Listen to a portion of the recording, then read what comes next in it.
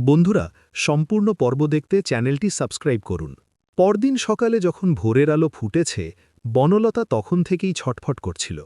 তার মনে হচ্ছিল প্রতিটা সেকেন্ড যেন এক একটা যুগের সমান, কারণ ময়ূকের দেওয়া সময়সীমা শেষ হয়ে আসছে।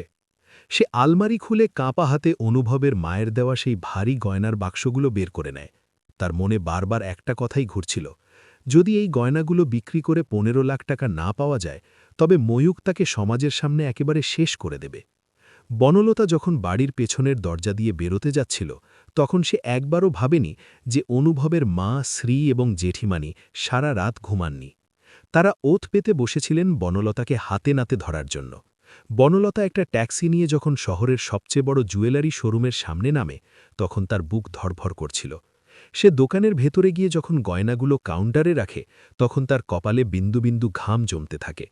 দোকানদার গয়নাগুলো হাতে নিয়ে খুঁটিয়ে দেখতে দেখতে বলেন, এই গয়নাগুলো তো বেশ পুরনো আমলের কাজ করা। আমাদের কাছে এই নকশার রেকর্ড আছে মনে হচ্ছে। আপনি কি এই গয়নাগুলো বিক্রি করতে চান?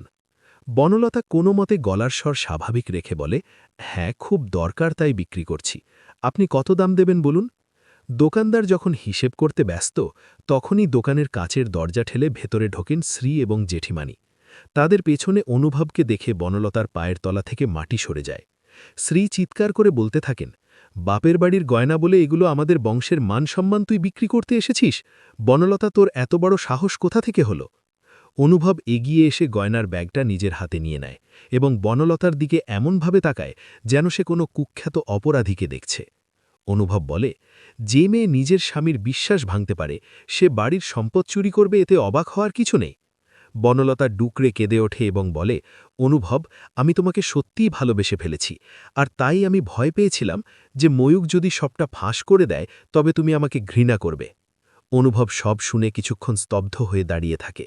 তার মনে হয় বনলতা ভুল করলেও ময়ূকের অপরাধ অনেক বেশি। অনুভব তক্ষুনি পুলিশে ফোন করে এবং তার বন্ধুর সাহায্য নিয়ে ময়ূকের লোকেশন ট্র্যাক করার ব্যবস্থা করে। অন্যদিকে লাজু যখন কলেজে নিজের নাচের পারফরমেন্সের জন্য প্রস্তুত হচ্ছিল, তখন তার কানেও এই খবর পৌঁছায়, কিন্তু সে নিজেকে শক্ত রাখে। সে ভাবে, আজ যদি সে ভেঙে পড়ে, তবে অনুভবের পরিবারের মান সম্মান আরও ধুলোয় মিশবে। লাজু যখন স্টেজে ওঠে, তখন তার অসাধারণ মুদ্রায় উপস্থিত সবাই মুগ্ধ হয়ে যায়। সে তার নাচের মাধ্যমে এক নারীর লড়াইয়ের গল্প ফুটিয়ে তোলে।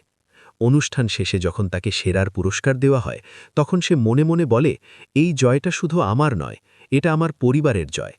লাজু বাড়ি ফিরে এসে দেখে বনলতা মেঝের ওপর বসে কাঁদছে এবং শ্রী তাকে ঘর থেকে বের করে দেওয়ার জন্য সুটকেস গোছাচ্ছেন।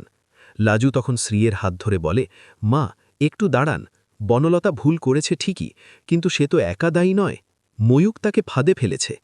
আমরা যদি আজ তাকে বাড়ি থেকে বের করে দিই, তবে ময়ূকের মতো শয়তানরাই জিতে যাবে। শ্রী প্রথমে লাজুর উপর রেগে যান এবং বলেন, বেশি বুঝো না লাজু, ডাক্তারি পড়ছ, পড়াশোনা করো, ঘরের বিষয়ে মাথা ঘামিও না।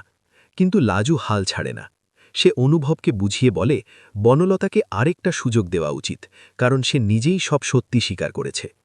অনুভব লাজুর কথার গুরুত্ব বুঝতে পারে, কারণ সে জানে লাজু সব সময় ন্যায়ের কথা বলে। অনুভব পুলিশ নিয়ে ময়ূকের ডেরায় হানা দেয়। ময়ূক তখন পালাতে চেয়েছিল, কিন্তু অনুভব তাকে কড়া এক চড় মেরে বলে, অনেক হয়েছে, এবার জেলের ঘানি টান। ময়ূক যখন পুলিশের গাড়িতে ওঠে, তখন সে চিৎকার করে বলতে থাকে, বনলতা, তোকেও আমি ছাড়ব না। কিন্তু পুলিশ তাকে নিয়ে চলে যায়। বাড়িতে ফেরার পর অনুভব বনলতার মুখোমুখি দাঁড়ায় এবং বলে, আমি তোমাকে ক্ষমা করছি ঠিকই, কিন্তু আমাদের সম্পর্কের সেই বিশ্বাস আর ফিরে আসবে কিনা আমি জানি না। বনলতা কৃতজ্ঞতায় অনুভবের পায়ে লুটিয়ে পড়ে এবং বলে, আমি সারা জীবন তোমার দাসী হয়ে থাকব, তবুও আমাকে তাড়িয়ে দিও না। এদিকে শ্রী এবং জেঠিমানি লক্ষ্য করেন লাজু কতটা বুদ্ধিমতী এবং সহনশীল। শ্রীয়ের মনে একটু অনুশোচনা হয়, কারণ তিনি লাজুকে সব সময় কথা শুনিয়েছেন।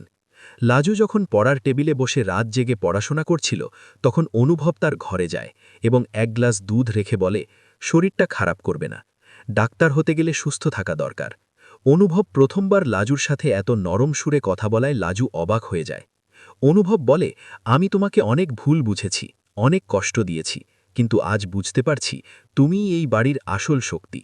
লাজু হাসি মুখে বলে, আমি তো কিছুই করিনি অনুভব, যা করার তুমিই করেছ, ময়ূককে শাস্তি দিয়ে বনলতাকে বাঁচিয়েছ। এভাবেই ধীরে ধীরে বাড়ির পরিবেশ শান্ত হতে শুরু করে। বনলতা এখন আর কোনো কিছু লুকোয় না। সে বাড়ির সব কাজে শ্রীকে সাহায্য করে এবং নিজের অপরাধবোধ থেকে মুক্তির পথ খোঁজে। শ্রীও তাকে ধীরে ধীরে মেনে নিতে শুরু করেন, যদিও তার মনে ক্ষোভ একেবারে মুছে যায়নি। কিছুদিন পর লাজুর ডাক্তারি পরীক্ষার ফলাফল বের হয় এবং সে খুব ভালো রেজাল্ট করে। খুশিতে সারা বাড়িতে মিষ্টি বিতরণ করা হয়। অনুভব লাজুকে একটা সুন্দর স্টেথেস্কোপ উপহার দেয় এবং বলে, এবার তুমি সত্যি ডাক্তার হলে। লাজু, এখন থেকে তুমি মানুষের সেবা করবে। লাজু খুব খুশি হয় এবং সবার আশীর্বাদ নেয়। গল্পের এই পর্যায়ে দেখা যায় একটি ভাঙা পরিবার কিভাবে আবার এক হয়ে ওঠে। বনলতা তার প্রেমিকের হাত থেকে মুক্তি পেয়ে স্বামীর প্রেমে নতুন করে পড়ে এবং লাজু তার কঠোর পরিশ্রমের মাধ্যমে সবার মনে জায়গা করে নেয়। জেঠিমানি একদিন শ্রীকে বলেন, দেখলে তো দিদিভাই, যাদের আমরা পর ভেবেছিলাম তারাই আজ আপন হলো, আর যাকে খুব বিশ্বাস করতে চেয়েছিলাম সে হোঁচট খেল। শ্রী হেসে বলেন, জীবন আমাদের অনেক কিছু শেখায় দিদিভাই। আজ থেকেই বাজিতে আর কোনো ভেদাভেদ নেই, সবাই আমরা এক পরিবার হয়ে থাকব। এভাবেই বঞ্চনা আর অপমানের অধ্যায় শেষ হয়ে ভালোবাসার এক নতুন গল্প শুরু হয়, যেখানে বিশ্বাস আর ক্ষমা সব সমস্যার সমাধান করে দেয়। বাড়ির প্রতিটি কোণ এখন হাসিতে ভরা, কারণ তারা সবাই জানে লড়াই করে জেতার আনন্দই আলাদা। পরদিন সকালে যখন ভোরের সোনালি আলো বাড়ির জানলা দিয়ে ঘরে ঢুকছিল, তখন বাড়ির আবহাওয়া ছিল একদম শান্ত। ময়ূকের জেল হওয়ার পর বনলতা যেন এক নতুন জীবন ফেলে পেয়েছে। সে এখন সারাক্ষণ শ্রী এবং জেঠিমানির কাজে সাহায্য করে আর নিজের ভুলের প্রায়শ্চিত্ত করার চেষ্টা করে। অনুভবও আগের চেয়ে অনেক বেশি শান্ত হয়েছে। সে বুঝতে পেরেছে লাজু তার জীবনের কতটা বড় আশীর্বাদ। লাজুর ফাইনাল পরীক্ষার রেজাল্ট বেরোনোর পর অনুভব ঠিক করে সে লাজুকে নিয়ে কয়েকদিনের জন্য দূরে কোথাও ঘুরতে যাবে, যেখানে কোনো অশান্তি নেই, কোনো ভুল বোঝাবুঝি নেই, শুধু থাকবে এক রাস প্রশান্তি। অনুভব যখন লাজুকে এই কথা জানায়, লাজু প্রথমে একটু অবাক হয়। সে বলে, এখন ঘুরতে যাওয়ার কি খুব দরকার অনুভব? অনুভব হাসি মুখে লাজুর হাত ধরে বলে, অনেক হয়েছে পড়াশোনা, আর অনেক হয়েছে দায়িত্ব পালন। এবার একটু নিজের জন্য বাঁচার পালা। লাজু, আমি তোমাকে পাহাড়ে নিয়ে যেতে চাই, যেখানে মেঘেরা তোমার কানে কানে কথা বলবে। লাজুর চোখে মুখে এক অদ্ভুত খুশি ফুটে ওঠে। তারা ঠিক করে উত্তরবঙ্গের এক নির্জন পাহাড়ি গ্রামে যাবে, যেখানে শুধু ঝর্ণার শব্দ আর পাইন গাছের সারি। শ্রী যখন শুনলেন অনুভব আর লাজু ঘুরতে যাচ্ছে, তিনি নিজে দাঁড়িয়ে থেকে লাজুর ব্যাগ গুছিয়ে দিলেন। তিনি লাজুকে বললেন, এতদিন তোকে অনেক আজেবাজে কথা বলেছি রে মা, কিন্তু তুই আমার ঘরটা আংলে রেখেছিস। সাবধানে যাস, আর আমার ছেলেটাকে একটু দেখে রাখিস। লাজু শ্রীকে জড়িয়ে ধরে বলে, তুমি চিন্তা করো না মা, আমি সব সামলে নেব। যাত্রার দিন সকালে অনুভব আর লাজু যখন স্টেশনে পৌঁছালো, তখন রোদের তেজ খুব একটা ছিল না। ট্রেনের জানলার পাশে বসে লাজু বাইরের সবুজ প্রকৃতি দেখছিল, আর অনুভব মুগ্ধ হয়ে লাজুকে দেখছিল। সে ভাবছিল, এই সহজ সরল মেয়েটা কিভাবে পাহাড়ের মতো শক্ত হয়ে তার পরিবারকে রক্ষা করেছে। পাহাড়ে পৌঁছানোর পর তাদের চারপাশের দৃশ্য দেখে লাজু চিৎকার করে ওঠে। পাহাড়ের চূড়ায় সাদা মেঘের মেলা, আর নিচে গভীর খাদ।